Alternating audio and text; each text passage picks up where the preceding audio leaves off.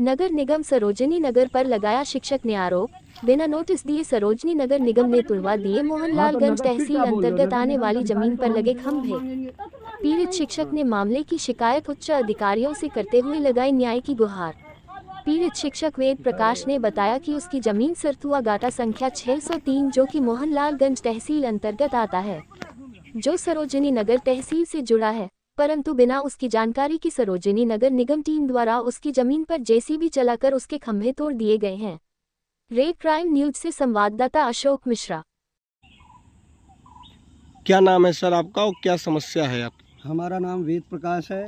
हमने ये ज़मीन खरीदी थी, 5 बिस्वा ज़मीन है। इसके बगल के किसान इस पे अतिक्रमण किए हुए थे।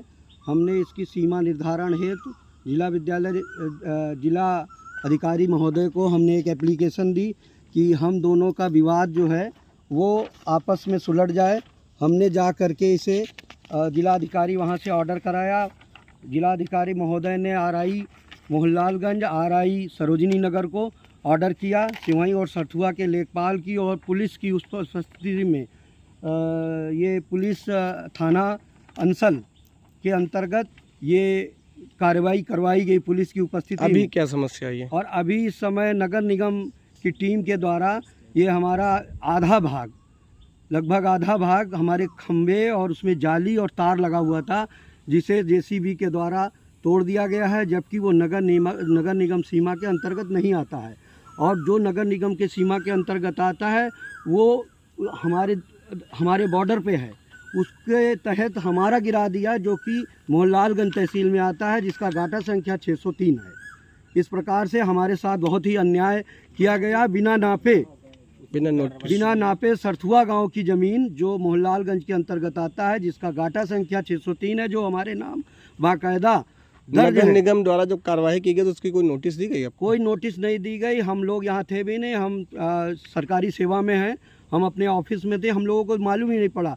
फिर जब हमारे बड़े बेटे ने यहाँ आकर के देखा तो बताया कि पापा हमारे खेत के खंभे और तार सब हटवा दिए गए हैं और नगर निगम की कार्रवाई। तो आसपास के पड़ोस के लोगों ने जानकारी दी कि यही नगर निगम की परसों कार्रवाई हुई थी जिसमें ये गिराया गया है।